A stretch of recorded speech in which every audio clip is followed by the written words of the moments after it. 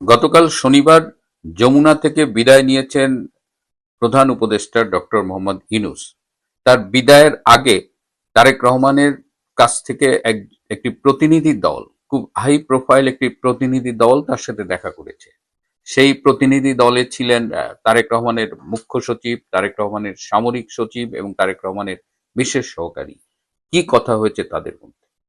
এছাড়াও আপনারা জানেন যে গতকাল বিদ্যুৎ ও জ্বালানি বিষয়ক উপদেষ্টা ফয়জুল কবির খান তিনি তার সরকারি বাসভবন ছেড়ে একটি ভাড়ার বাড়িতে গিয়েছেন। পরশুদিন শুক্রবার এই উপলক্ষে তিনি তার সরকারি বাসভবনে একটি ইফতার পার্টির আয়োজন করেছিলেন। সেই ইফতার পার্টিতে একটি চমৎকার মুনাজাত করা হয়েছে। সেই মুনাজাতের কথাটা আপনাদের সাথে শেয়ার না করে পারছি না। শেষ পর্যন্ত দেখুন।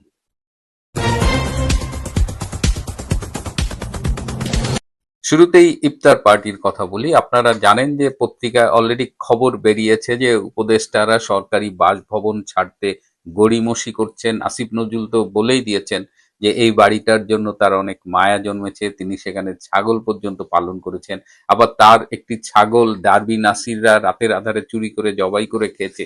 এরকম নানামুখী ঘটনা এবং মিডিয়ায় যেটা দেখছি যে উপদেষ্টারা এখন পাবলিকদের এড়িয়ে চলছেন। তারা এই পাবলিকদের যে প্রেশার, মবের ভয়ে আছেন। এর মধ্যেই এই ফায়জুল কবির খান তিনি ভাড়া বাড়িতে যাওয়ার সিদ্ধান্ত নিয়েছেন এবং এই উপলক্ষে তিনি একটি ইফতার পার্টির আয়োজন করেছিলেন। সেখানে সাবেক উপদেষ্টারা এসেছিলেন, সেখানে ডক্টর ইউনূসের প্রেস সচিব ডাস্টবিন শফিক ছিলেন, সেখানে দুদকের চেয়ারম্যান ডক্টর মোমেন ছিলেন। সেখানে একটা ভালোই মিলন মেলা হয়েছে। তো সেইখানে ফয়জুল কবির খান একটি মোনাজাতের আয়োজন করেছেন। সেই মোনাজাতটা শোনার পর থেকে আমি মনে যে আপনাদের সাথে শেয়ার না করা পর্যন্ত আসলে আমি স্বস্তি বোধ করছিলাম না। সেই মোনাজাতে প্রায় 10টা পয়েন্ট তারা আল্লাহর কাছে উপস্থাপন করেছেন, আল্লাহর কাছে চেয়েছেন। এটা দোষের কিছু না, রমজান পবিত্র মাস, এখানে হাত তুলে আল্লাহর কাছে চাওয়াই যায়। তো তাদের 4-5টা পয়েন্ট আমি পেয়েছি। তো প্রথম টা একটু বলি। হে আল্লাহ, তুমি বর্তমানে জামাত এবং বিএনপির মধ্যে যে দূরত্ব রচিত হয়েছে সেই দূরত্ব তুমি ঘুচায়া দাও। এই দুইটি দল একই মায়ের পেটে দুই ভাইয়ের মতো, তুমি তাদের মধ্যে সকল মনোমালিন্য ঘুচায়া দাও। আরো বলেছেন, হে আল্লাহ, আমাদের চিফ অ্যাডভাইজার ডক্টর ইউনূস সাহেব গত 18 মাস অনেক কষ্ট করেছেন। তিনি অনেক কষ্ট করে দেশটা চালিয়েছেন, সরকার চালিয়েছেন। যে কারণ সমূহের জন্য তিনি ব্যর্থ হয়েছে, সেই ব্যর্থতার দায়ভার থেকে তুমি তাকে মুক্তি দাও। হে আল্লাহ, ডক্টর মোহাম্মদ ইউনূস বাংলাদেশের রাষ্ট্রপতি হিসেবে দায়িত্ব পালন করতে চান, তুমি তার এই রাষ্ট্রপতি হবার খায়েশটা পূরণ করে দাও। হে আল্লাহ, আমাদের বিরুদ্ধে ডক্টর ইউনূসের সরকারের সকল উপদেষ্টার বিরুদ্ধে অনেক অনেক অনেক অভিযোগ উত্থাপিত হয়েছে। হে আল্লাহ, আমাদের বিরুদ্ধে অনেক অভিযোগ দুদকে জমা পড়েছে, তুমি এই সব অভিযোগ থেকে আমাদের মুক্তি পাবার তৌফিক দান করো।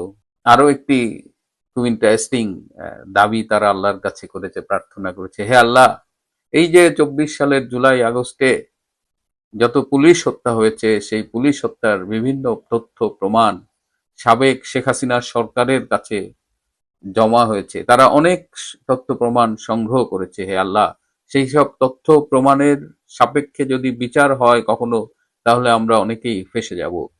হে আল্লাহ, সেই সব তথ্য প্রমাণ যেন কখনো আলোর মুখ না দেখে। তো এরকম আরো কিছু মোনাজাত হয়েছে, তারা কেক কেটেছে। এখন এইসব উপদেষ্টাদের বিরুদ্ধে যে অনেক দুর্নীতির অভিযোগ জমা পড়েছে দুর্নীতি দমন কমিশনে, সেই দুর্নীতি দমন কমিশনের চেয়ারম্যান ডক্টর মোমেন স্বয়ং সেই ইফতার পার্টিতে উপস্থিত ছিল। তাহলে এখানে একটা কনফ্লিক্ট অফ ইন্টারেস্ট দেখা যাচ্ছে, যে কারণে মনে করা হচ্ছে যে দুদকের চেয়ারম্যানই তো তাদের লোক, তাহলে সেই লোক কেমনে বিচার করবে? তাহলে কি করণীয়? যে দুদকের এই চেয়ারম্যান ডক্টর মোমেনকে অবিলম্বে তার পদ থেকে সরাতে হবে। এই যে আমি মোনাজাতের কথাগুলো বললাম, আপনারা হয়তো ভাবছেন যে এটা পুরোটাই রসিকতা। পুরোটাই রসিকতা নয়, পুরোটাই সত্যি। এবং এই সমগ্র মোনাজাতের একটা ভিডিও আছে ডাস্টবিন শফিকের কাছে।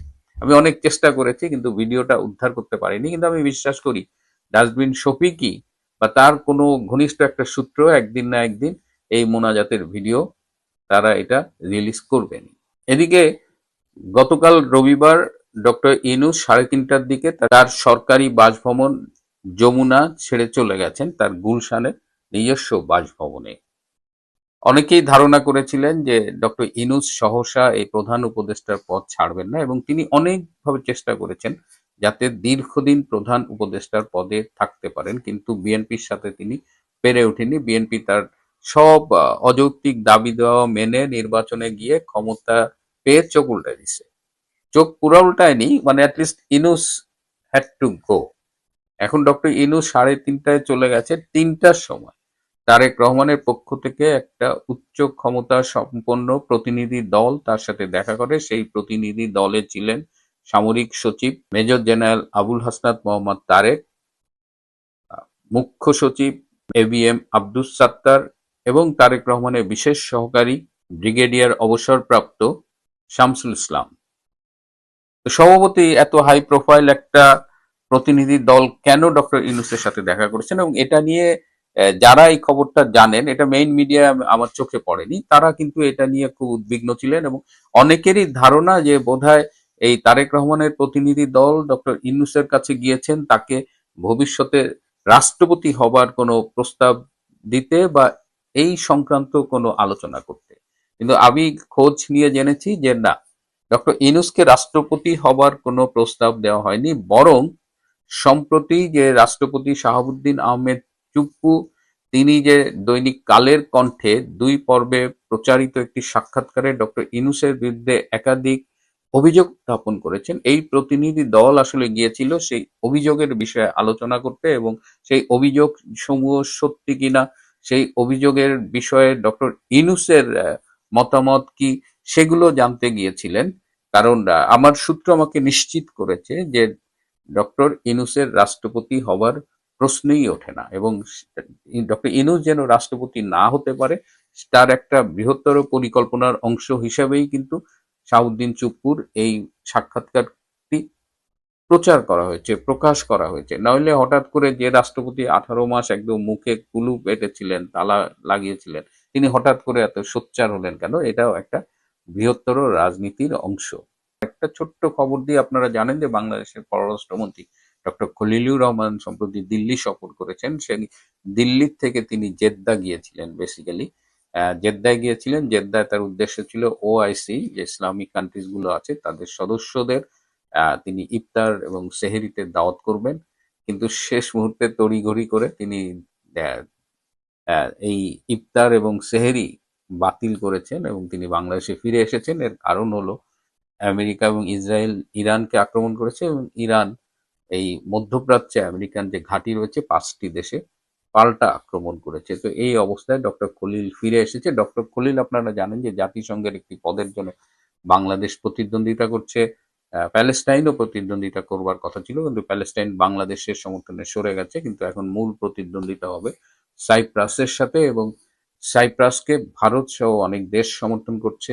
এখন দেখা যাক ডক্টর খলিল এবং বাংলাদেশ সেই পদে বিজয়ী হতে পারেন কিনা। প্রিয় বন্ধুরা, এটি মার্চ মাস, অগ্নিঝরা মার্চ। এই মাসেই আমাদের 71 সালের স্বাধীনতা ঘোষণা হয়েছিল। এই অগ্নিঝরা মার্চের শুভেচ্ছা সবাইকে। আজ এ পর্যন্তই। ভালো থাকবেন, সুস্থ থাকবেন, তার চেয়েও জরুরি হলো নিরাপদে থাকবেন। সবাইকে অনেক ধন্যবাদ।